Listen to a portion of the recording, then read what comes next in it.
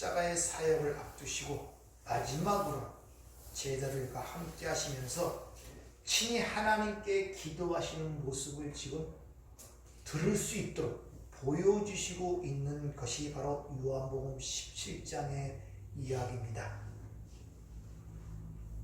그러니까 17장 전체가 예수님의 기도를 기록한 걸 보아서 사도 요한이 기록했죠. 그러니까 그 기도하는 장소에서 주님이 기도하시는 모습을 제자들이 친히 보고 들었다는 것입니다.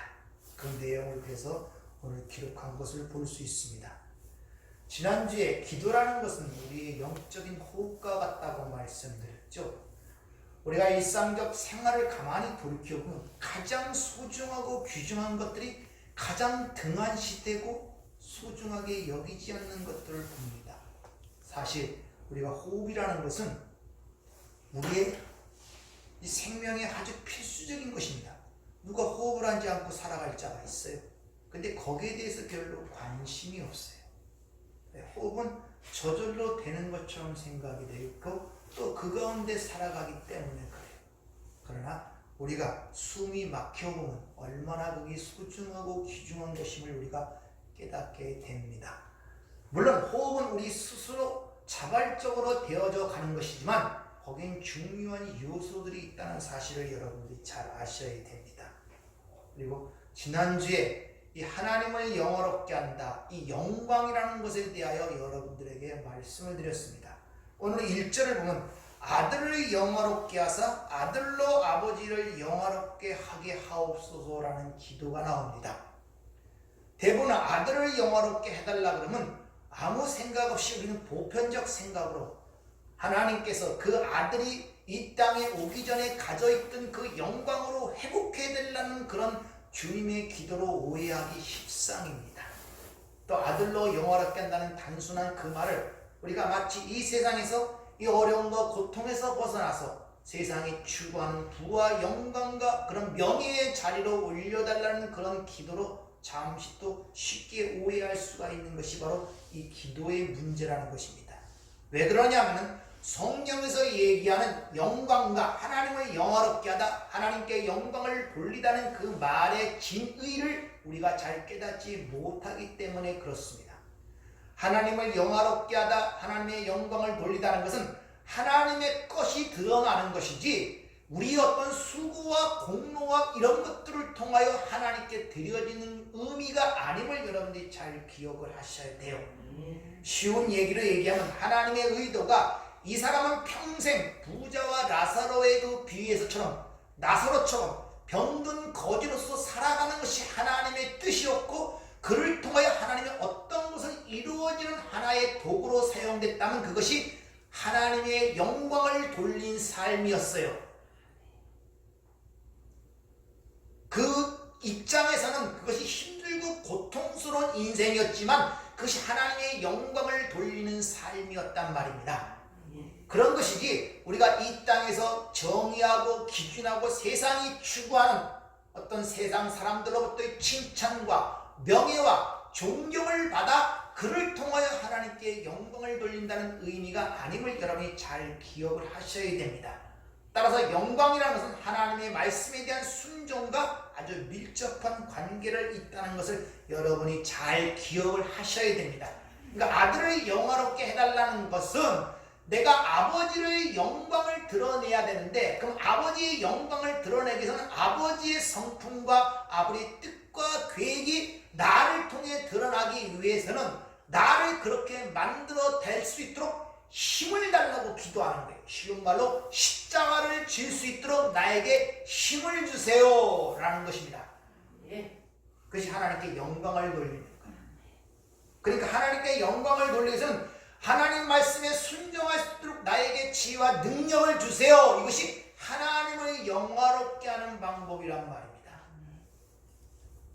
이런 문제가 우리가 분명해야 기도하는 데 있어서 우리가 잘못된 기도를 올리지 아니할 수가 있다는 것을 잘 기억하시길 바랍니다. 그래서 조금 전에 말씀드린 것처럼 이 기도는 호흡과 같다고 말씀드린 것처럼 자칫 잘못하면 우리는 하나님의 진리의 말씀을 어느 정도 알게 되면 이런 오해를 할 수가 있어요. 기도할 필요가, 왜? 하나님이 다 아시니까. 또 우리의 뜻이 이루어지는 것이 아니라 하나님의 뜻대로 이루어지기 때문에 기도할 이유가 없이 그냥 내버려 두는 이런 숙명론적 이런 입장, 그런 생각에 빠질 위험성이 있다는 것입니다. 왜? 하나님 모든 게 뜻대로 이루어지는데 굳이 기도할 필요가 뭐 있느냐? 그것은 하나님에 대한 것과 하나님이 우리에게 주신 약속들에 대한 무관심에서 발로되는 것이고, 그러한 인생들은 결코 하나님의 은혜와 하나님의 사랑을 체험할 수가 없다는 것을 우리가 잘 아셔야 된다는 것입니다. 성경은 분명히 우리 신앙생활에 있어서 기도에게 탁월한 위치를 부여하고 있다는 것을 우리가 알아야 됩니다. 그래서 성도의 삶에 있어서 기도라는 것이 굉장히 본질적으로 중요하기 때문에 주님께서도 말씀하시죠. 항상 기도하고 낭망치 말아야 할 것을 말씀하셨고, 제자들에게 기도를 가르치셨고, 또 신약성경의 여러 서신서에서 쉬지 말고 기도할 것을 교훈하신 동시에 그것이 곧 하나님의 뜻이라고까지 그렇게 기록하는 것을 볼 수 있다는 것입니다.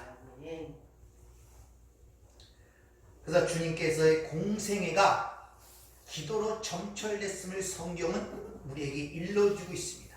지난주에도 말씀드린 것처럼 새벽 미명 가운데 기도하시고, 온 밤을 새워 기도하시고, 산에 올라가 기도하시고, 한적한 곳을 찾아서 기도하시고, 특히 십자가를 지시기 직전에 겟세마네 동산에서 땀방울이 핏방울처럼 떨어지는 그런 기도하는 모습이 성경에 기록됐다는 것을 여러분이 잘 아시지 않습니까? 더군다나 거기다가 하나님, 주님께서는 아버지가 자신의 기도를 들으신다는 사실을 믿고 항상 감사하셨다는 사실을 여러분 아십니까? 요한복음 11장 41절에 보면 이 죽은 나사로를 살리는 사건이 나오는데 거기서 이렇게 기도하는 모습이 기록이 되어 있습니다. 돌을 옮겨 놓으니 예수께서 눈을 들어 우러러보시고 이르시되, 아버지여, 내 말을 들으신 것을 감사하나이다. 항상 내 말을 들으시는 줄을 내가 알았나이다. 그러나 이 말씀을 하옵는 것은 둘러선 무리를 위함이니 곧 아버지께서 나를 보내신 것을 그들로 믿게 하려 함이니이다. 이렇게 이야기를 합니다.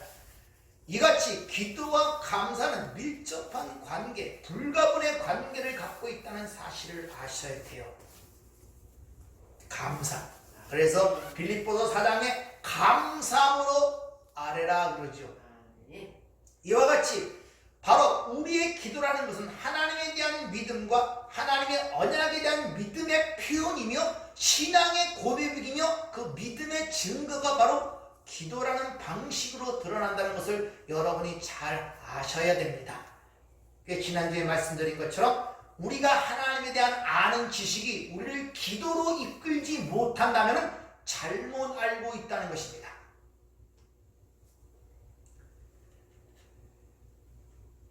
오늘도 주님처럼 이 십자가라는 사역의 절정인 순간에 그 순간을 앞두고 기도하는 주님의 모습을 통하여 우리가 어떤 문제를 대할 때마다 어떻게 우리가 처신해야 될 것임을 우리에게 가르쳐주고 있는 거예요.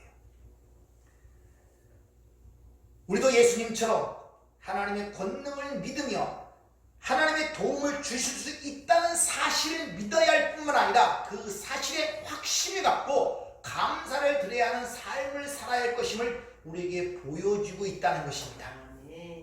무엇보다 하나님은 우리의 기도를 들으실 준비가 항상 되어 있다는 사실을 여러분이 잊지 마실 부탁을 드립니다. 왜? 우리에게 먼저 기도하라고 말씀하셨잖아요. 그 말씀의 의미 속에는 그 기도를 들어주신다는 약속이 전제되어 있는 것입니다. 그렇기 때문에 우리에게 기도하라고 하시는 거잖아요. 히브리서 11장 6절을 보면 하나님을 기뻐하시는 믿음을 이렇게 표현합니다. 자신을 열심히 찾는 자들의 상 주심을 믿는 그 믿음을 하나님이 기뻐하는 믿음이라 그래요. 하나님을 열심히 찾는다. 무슨입니까? 기도하는 자를 하나님이 기뻐하신다는 그런 의미라는 것입니다. 기도하는 자. 왜? 하나님은 기도하는 자들을 통하여 자신의 뜻을 이뤄 가시기 때문에 그래요. 그래서 역대하 16장 9절을 보면 여호와의 능은 온 땅을 두루 감찰하사 전심으로 자기의 향하는 자들을 위하여 능력을 베푸신다 이렇게 말씀하고 있단 말입니다. 따라서 하나님께서는 우리의 기도를 통하여 자신을 계시하시고 자신의 뜻을 알리시고 우리의 믿음을 성숙해 나아간다는 것을 우리가 잘 알아야 됩니다. 그러니까 하나님과 대면하지 않고 즉 하나님과 대화가 되지 않는 상태에서는 하나님이 누구인지도 알지 못할 뿐더러 하나님의 의중을 알지 못하기 때문에 항상 어긋난 일을 하게 된다는 것이에요. 이렇게 하나님에 의하여 자신이 계시가 되고 그분의 뜻이 우리에게 분명히 이해가 될 때 그에 따라서 우리의 신앙이 성숙이 되어질 때 삶의 혼란한 부분들에 평강과 기쁨이 온다는 것입니다. 그래서 하나님께서는 너희 스스로 네 마음을 지키고 네 마음을 바꾸려고 하지 말라고 얘기하십니다. 내가 기대게 기도하면 내가 네 마음을 지키고 생각을 지키고 바꾸어주는 것이지 니들이 스스로 노력으로 되는 것이 아님을 우리에게 성경은 분명히 일러주고 있는 거예요.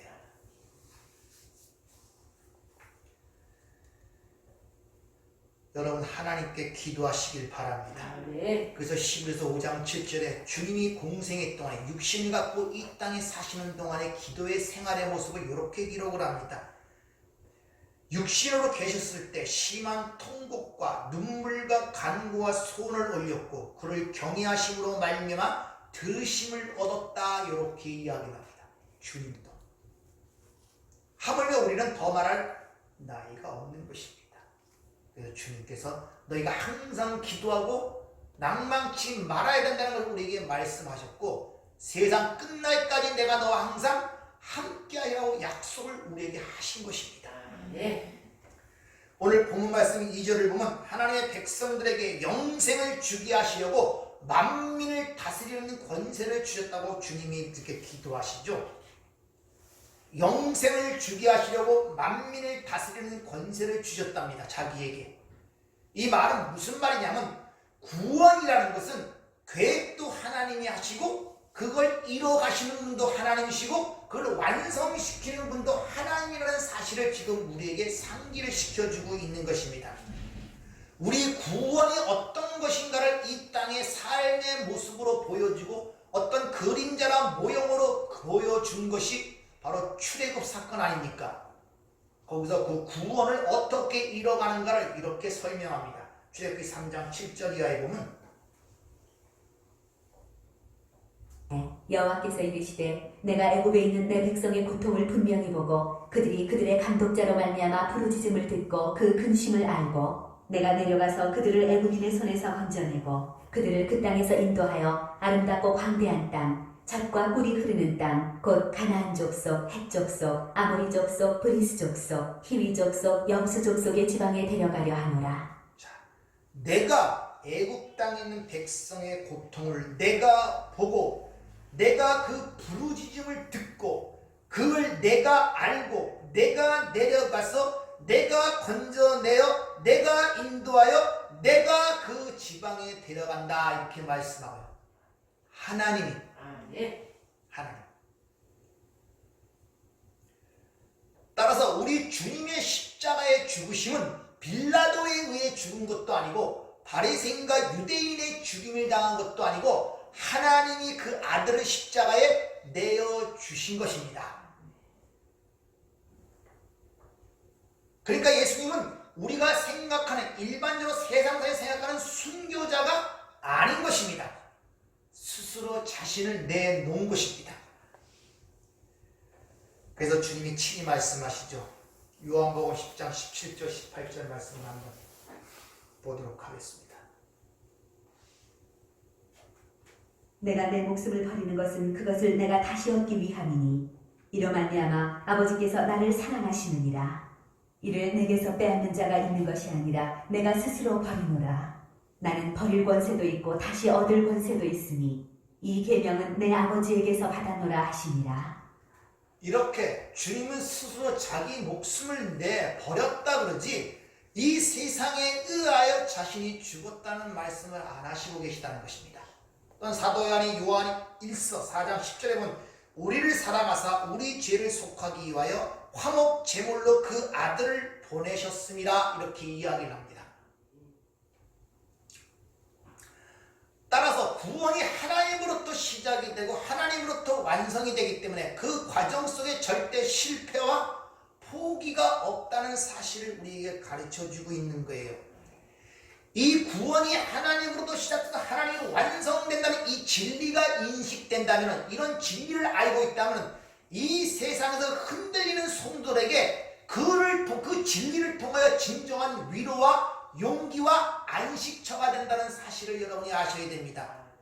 우리의 소망이 그런 하나님의 그 진리, 하나님이 하시는 일에 대해서 우리 소망이 있는 것이지, 내 현재 삶에 내가 현재 보이는 내 믿음, 내 지식, 내 댐댐이에 의하여 그 구원이 왔다 갔다 한다면 우리는 도저히 그 구원을 이룰 수가 없어요.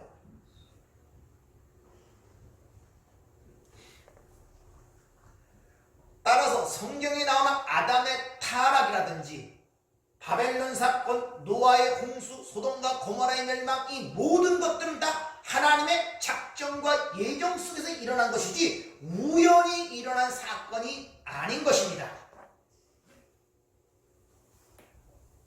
따라서 지금 이 시대가 일어나는 모든 일들도 역시 우연히 자연스럽게 일어나는 것이 아니라 하나님의 작정과 예정 속에서 한치 빈틈도 없이 하나님의 계획에 따라 이루어진다는 사실을 아셔야 한단 말입니다.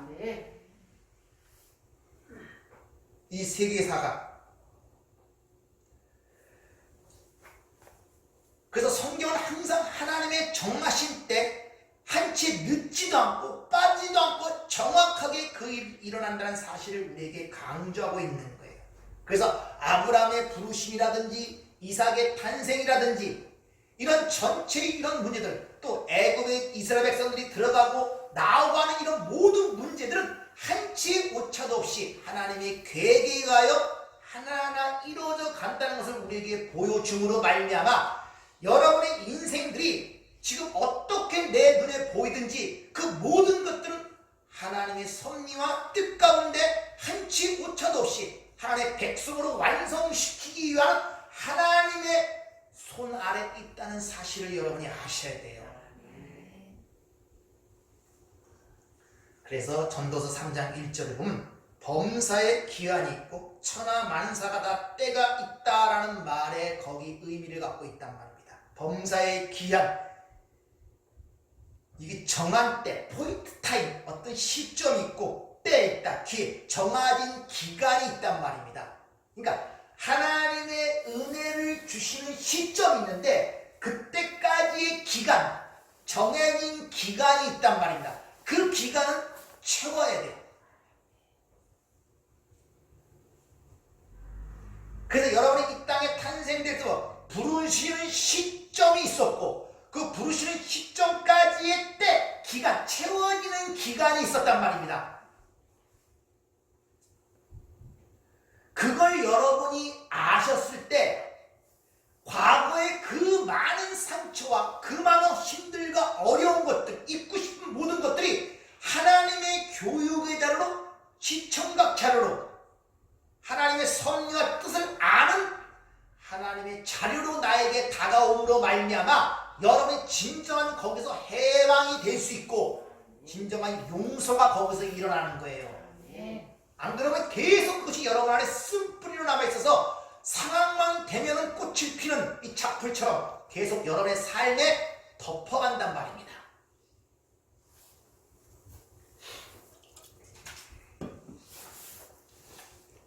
그래서 예수님의 오심도 정확한 때에 오심을 성경은 기록합니다. 갈라디아 4장 4절을 보면 때가 참에 하나님이 그 아들을 보내사 여자에게 나게 하시고 율법 아래에 나게 하신 것은 율법 아래에 있는 자들로 속량하시고 우리로 아들의 명분을 얻게 하려 하심이라, 이렇게 이야기를 합니다. 때가 참에. 예수님이 2000년 전에 베들레헴 땅에 온 것도 그냥 우연히 온 것이 아니라 하나님의 작전과 예정 속에 정확한 때에 그 아들이 오셨음을 성경은 우리에게 일러주고 있다는 것입니다. 따라서 저와 여러분은 이 세상의 역사를 볼 때 성경적 역사관, 교회적 역사관으로 세상을 봐야지 세상의 시각으로 보면 안 된다는 것을 여러분이 아셔야 됩니다. 이런 문제는 다니엘서 4장에 본 느부갓네살, 바벨론 느부갓네살에게 신상의 꿈을 꾸죠. 그 꿈을 통하여 하나님이 계시하시는 메시지가 뭐냐면 다니엘을 통해서 이렇게 말씀하시는데 이렇게 얘기합니다. 지극히 높으신 이가 사람의 나라를 다스리며 자기의 뜻대로 그것을 누구에든지 주시며 또 지극히 천한 자를 그 위에 세우시는 줄을 사람들로 알게 하랍니다. 이것이 느부갓네살 왕의 신상의 꿈을 준 이유라, 메시지란 말입니다. 근데 느부갓네살 왕이 그 신상의 꿈을 통하여 알아먹었어야 되는데 1년 동안 하나님이 유예 기간을 줬는데도 그걸 알아먹지는 못했어요. 네, 다니엘을 통해 해석해서 이 얘기를 했단 말입니다. 순종하지 않았단 말입니다. 그리고 나서 127도를 바라보면 야 나의 영광을 보라 하는 순간에 하늘로부터 이런 소리가 나죠. 7해 동안 소처럼 풀을 먹으며 몸을 이슬해졌고 머리털은 독수리 털 같고 손톱은 새발톱같이 마치 짐승처럼 살아야 한다라는 말이 떨어지자 느부갓네살 왕이 정신 나간처럼 풀을 먹는 소처럼 짐승하는 그 삶을 7년 동안 살아갑니다.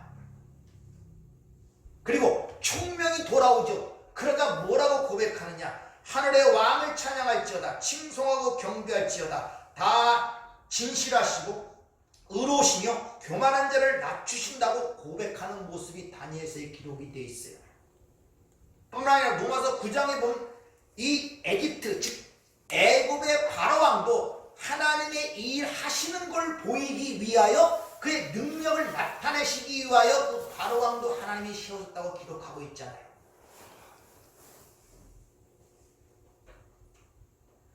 이런 역사적 시각을 보는 관점이 성경적 관점으로 세상을 봐야 올바르게 이해할 수가 있는 거예요. 그러니까 세상에서는 역적으로 생각하고 뭐 하면 생각하는 뭐 히틀러라든지 뭐 김일성이라든지 뭐 가까이 있는 뭐 이런 전부가 하나님의 섭리 속에서 세워진 하나의 도구들이었단 말입니다. 왜? 애굽왕도 하나님이 세웠고 느부갓네살도 하나님이 세웠기 때문에 뭘 드러내기 위해서? 하나님의 하시는 일을 드러내기 위해서, 그분의 능력이 무엇인가를 가르치기 위해서. 따라서 여러분이 지금 만행하고 있는 이 코로나19 같은 상황에서 뭘 보고 계십니까? 단순한 두려움과 공포 속에 살아가고 계십니까? 뭘 던지고 있는 거예요? 하나님이 이런 문제들을 통하여.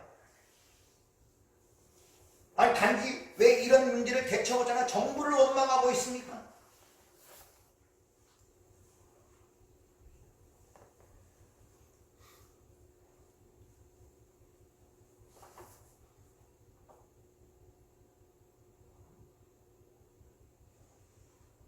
한 해가 가는데 여러분 지금까지 몇 년을 이 땅에서 살아왔습니까?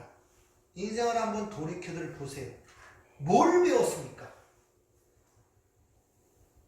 50년, 60년 사는 동안에 이 땅에서 뭘 배웠냐는 것이죠. 하나님을 배웠습니까? 하나님의 섭리를 좀 압니까? 왜 역사가 어디로 가는지를 지금 분명히 인식하고 계십니까? 왜 인생의 고난과 풍파가 끊이지 않는가를 여러분 분명히 알고 계십니까? 그 원인이 뭔지를 알고 계십니까?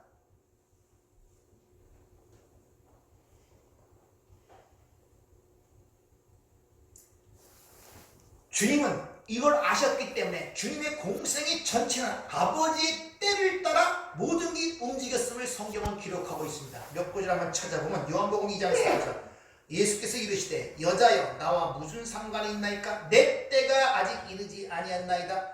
요한 8장 20절 이 말씀은 성전에 가르칠 때 헌금 앞에서 하셨으나 잡는 사람이 없으니 이는 그의 때가 아직 이르지 아니하였습니다.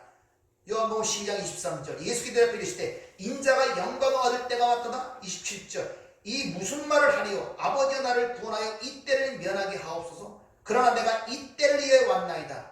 13장 1절 6월절 전에 예수께서 자기가 세상에 떠나 아버지께로 돌아가실 때가 이른 줄 아시고 세상에 있는 자기 사람들을 끝까지 사랑하시느니라 이렇게 얘기하죠.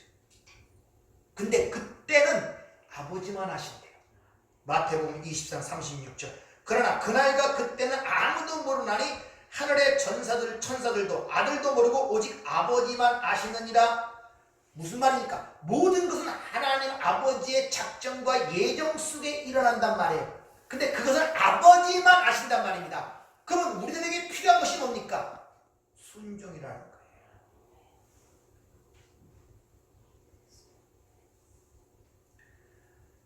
이런 성경적 역사관과 하나님의 작정과 예정이라는 것을 우리가 알지를 못하면은 항상 우리 주위에 일어나는 하나님의 하시는 일에 대해 의문과 의심들이 수많이 일어나요. 왜 내 가정에, 왜 교회에, 왜 이 나라에, 왜 국가에, 왜 이 세상에 이러한 일들이 일어나는가? 엄청난 의문과 의심들이 우리 삶을 계속 혼돈스럽게 한단 말입니다.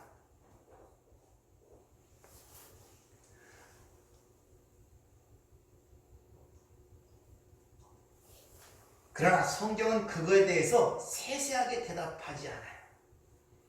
그 대신 확고하게 몇 가지 말씀으로 거기에 대한 답변을 합니다. 하나님이 세상을 창조하셨고 하나님이 통치하신다는 것입니다. 믿습니까? 그리고 세상의 모든 일들은 자기 백성들의 유익을 위하며 자기 백성들의 거룩을 위하며 합력하여 선을 이루기 위함을 성경은 분명하게 선언하고 있다는 거예요. 여러분이 그걸 어떻게 보든지 어떻게 생각하든지 상관없이 이사야 46장에 보면 이미 때와 역사의 종말은 창세전에 이미 결정된 것임을 우리에게 일러주고 있는 거예요. 종말은 이미 앞으로 미래에 이루어질 일이 아니라 창세전에 이미 작정되고 결정되어 있단 말입니다. 그래서 하늘에서 이루어진 것 같이 땅에서도 이루어진다고 말씀하시고 그렇게 기도하라고 주님 우리에게 가르쳐 주시죠. 세상에서는 세상 종말을 화산 폭발, 해성 충돌, 지진, 핵폭탄 이런 것들로 세상의 종말을 상정하고 기후변화 이런 것들로 지구의 종말, 세상의 종말을 상징하고 그렇게 생각들 하는데 종말은 하나님의 정하신 때에 오는 것이지 결코 주위에 보이는 환경과 여건을 통해서 온다는 사실이 아님을 여러분들이 잘 기억을 하셔야 보이는 것들에 의하여 흔들리지 않고 좌지우지하지 아니할 수가 있단 말입니다.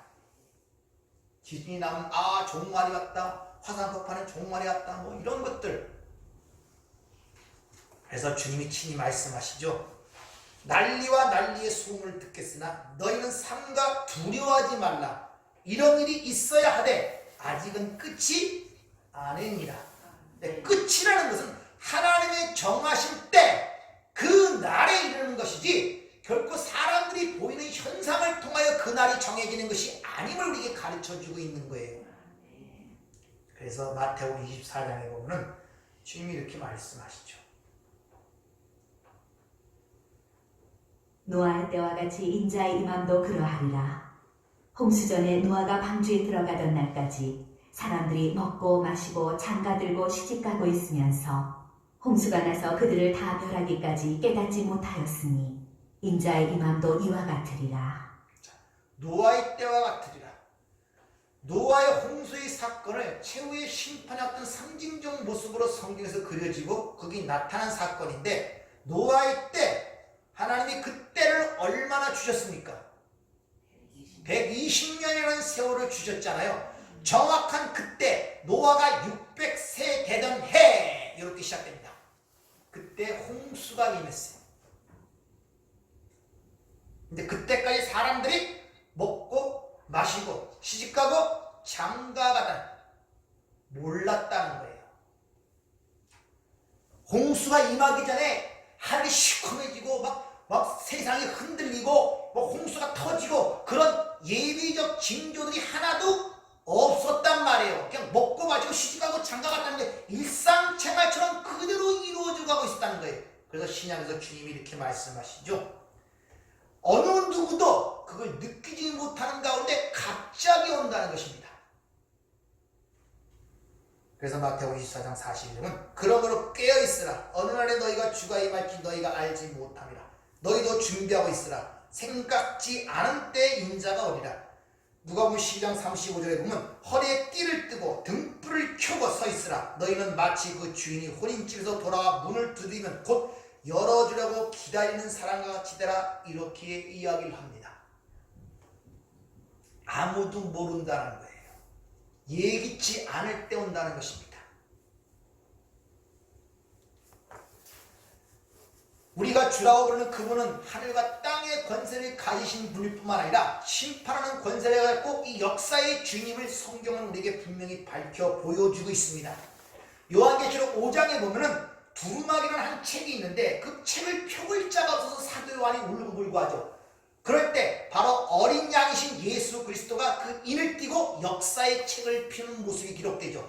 그래서 오늘 만민을 다스리는 권세를 내게 주다는 본문 말씀이 바로 그런 의미란 말입니다. 역사를 이 시점을 피고 그 역사를 종결하시는 분이 주님이시란 말입니다. 믿습니까? 따라서 이제 모든 관계는 바로 역사의 주인이신 심판의 권세와 하늘과 땅의 권세는 그 예수의 관계가 어떠함에 따라서 영벌이냐 영생이냐가 갈라지는 거예요. 그분과의 관계가 어떠냐. 그 생명의 주가 여러분 안에 계심을 믿습니까? 그 생명을 인식하고 그걸 생각하고 그걸 믿으시란 말입니다. 임신부가 자기 안에 생명을 잉태하고 있는데 그걸 인식하지도 못하고 그걸 깨닫지도 못한다면 어떻게 되겠습니까? 아이도 고통스럽고 자기도 고통스러운 거예요. 입덧은 나고 하고 싶은 걸 못하고 막 고통이 나는데 이게 왜 그런지를 모르는 거예요. 그게 삶의 고통이란 말입니다. 여러분들,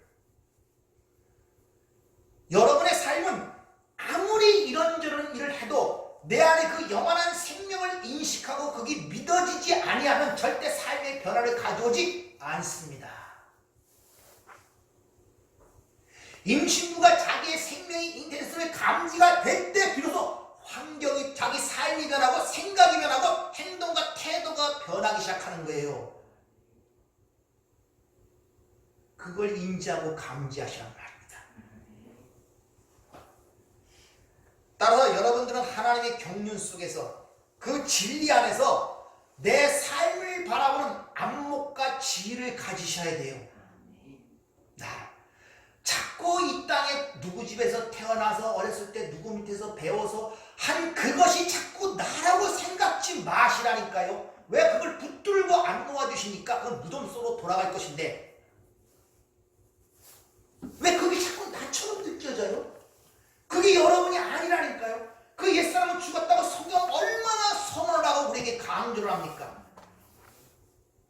그게 내 정체성이 분명치 않으니까 내가 진짜의 내가 누군지를 모르니까 항상 갈팡질팡 우왕좌왕하는 거예요.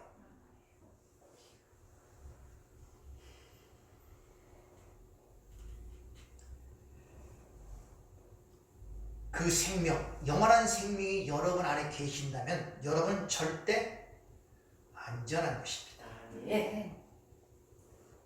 그래서 주님이 내 손에서 빼앗을 자가 없다고 말씀하시죠.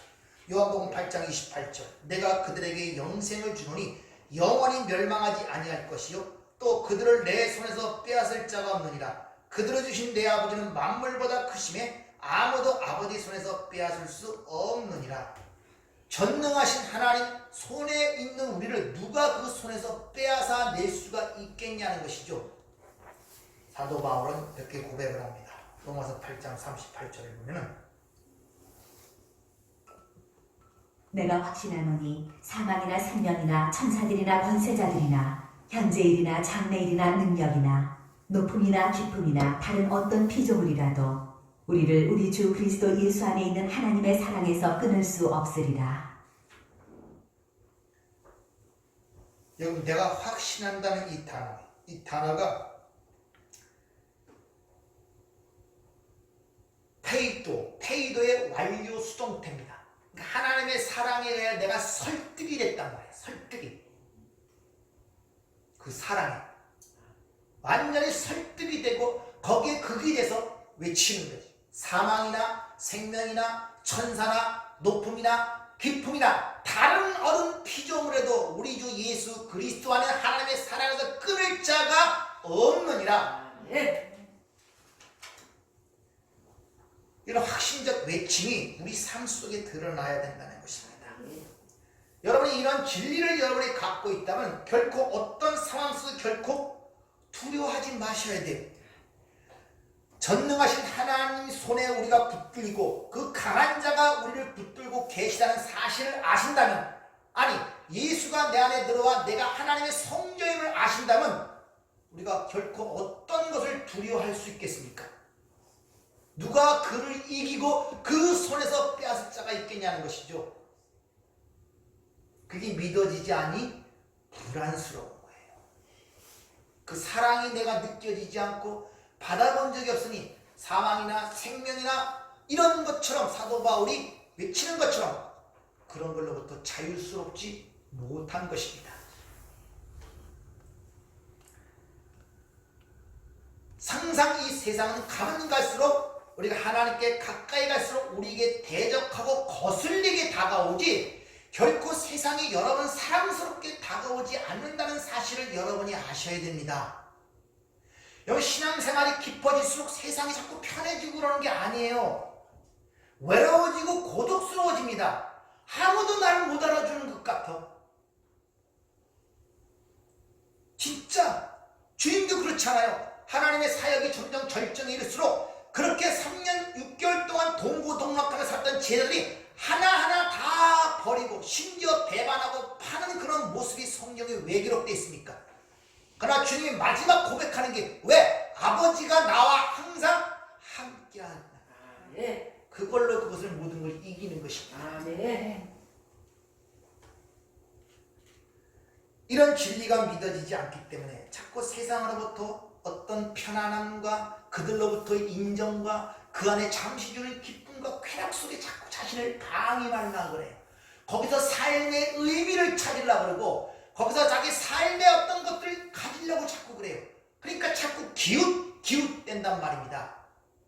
오해 말씀을 왜? 기도하지 않기 때문에 쉽사리 세속화되고 세상과 타협이 되고 아주 간단한 유혹과 미혹에도 넘어가게 되는 거예요.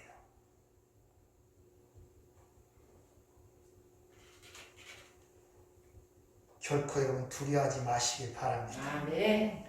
힘들고 어려울 때 하나님의 말씀을 기억하세요. 주님이 16장 33절 뭐라고 얘기하고 끝납니까? 이것을 너에게 이름은 너희로 내 안에서 평안을 누리게 하려 함이라. 세상에서 너희가 환난을 당하나 담대하라. 내가 세상을 이겼노라 그러잖아요.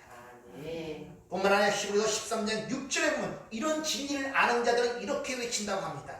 그러므로 우리가 담대히 말하되 주는 나를 돕느니시니 내가 무서워하지 아니하겠노라. 사람이 내게 어찌하리요 하노라. 이런 담대함이 있어요. 제가 예배 시작할 때 충문으로 얘기한 이사야 43장에 보면 야곱아 너를 창조하신 여호와께서 지금 말씀하시느니라. 이스라엘아 너를 지으시니가 말씀하니라. 너는 두려워 말라. 내가 너를 구속하였고 내가 너를 지명하여 부른 날이 너는 내 것이라. 너희가 물 가운데 지날 때 내가 너와 함께 할 것이며 강을 건널 때 물을 너를 침몰치 못할 것이며 불 가운데 지날 때 타지 않을 것이요 불꽃이 너를 사르지 못할 것이라. 무슨 말입니까? 물을 안 건너게 해준다는 거예요. 근데 우리는 이런 자체를 없게 해달라고 그러잖아요. 성경은 그런 걸 없게 해준다는 것이 한 군데도 없어요. 물을 건널 때 불 가운데 지날 때 타지 아니하고 침몰치 못하게 하는 것이지 야외 물 가운데도 못 가게 하고 불도 접근치 못하게 한다는 말씀들이 없단 말입니다. 근데 우리는 대부분 그렇게들 이해해요. 나에게 환난이 오지 않게 해주세요. 힘들지 않게 해주세요. 어려움 당하지 않게 해주세요. 아니 어려움 당할 때가 내가 너와 함께하고 너의 어려움을 이기고 극복할 힘을 주신다는데 어려움 자체를 싫어한단 말입니다. 그리고 기도를 그렇게 하는 거예요. 환난이 없게 해주세요. 고난이 없게 해주세요. 모든 걸 편안하게 해주세요. 하나님의 능력을 체험하는 것은 풍랑 가운데 체험하는 것이지 평안한 바다 가운데 체험하는 것이 아닌 걸 아셔야 돼요. 여러분, 그러면 여러분 시험에 그런 문제를 닥칠 때 물 같은 시험, 불 같은 시험을 닥칠 때 여기서 내가 하나님이 그걸 나를 이길 능력을 주시고 하나님의 능력을 체험하는 기회구나 이렇게 손뼉을 쳐야 되지. 그것 때문에 주눅이 들고 자꾸 뒤로 숨거나 하나님 이런 것들을 없애주세요 그러면 안 된단 말입니다. 하나님이 모든 이 작전과 예정 속에서 일어나는 일들이라 그러잖아요. 어찌 하나님의 백성들에게 하나님의 허락하심이 없이 일어나는 일이 하나라도 있겠습니까? 모든 것 중에서 여러분이 이해가 되지 않을 뿐이지, 납득이 되지 않을 뿐이지, 믿어지지 않을 뿐이지. 왜? 그 믿는 하나님이 누구인지를 잘 몰라요. 전능하다 하지 말은 그렇게 하지만 안 믿어져요 그게. 그래서 기도하라는 것입니다. 예. 그래야 네가 나를 알고 내 하는 일을 알고 네 믿음이 성숙해지기 때문에 그래요. 예. 여러분도 오늘 다시 한번 이 말씀을 기억하세요. 너희가 환난을 당하라 담대하라 내가 세상을 이기었노라 말씀하십니다. 오해는 이 기도가 어떤 능력을 갖고 있는지 한번 성경에서 몇 군데 이를 찾아서 은혜를 나누도록 하겠습니다.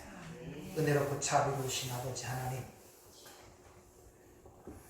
너희가 세상에서 환난을 당하나 담대하라 내가 세상을 이겼노라고 말씀하신 그것이 내 삶의 체험이 되고 경험이 되려면 반드시 내가 환난 속으로 넘겨져야 됩니다. 주님, 그래야 진정 그 말씀의 의미를 내가 이해할 수 있고 말씀의 능력과 생명을 내가 가질 수가 있습니다. 아버지, 두려워하지 않은 저희가 되게 하여 주시옵소서. 이긴 승리의 싸움을 산다는 사실을 깨닫고 절망하거나 낭망하지 않게 도와주시고 문제가 생길 때마다 내 안에 계신 분이 누구인가를 상기하고 그분이 나를 붙들고 계심을 항상 믿음으로 확신하여 그 가운데 하나님께 영광을 돌리고 그 은혜를 찬송할 수 있는 성숙한 저희가 될 수 있도록 축복하여 주시옵소서. 예수님 이름으로 기도하옵나이다. 아멘.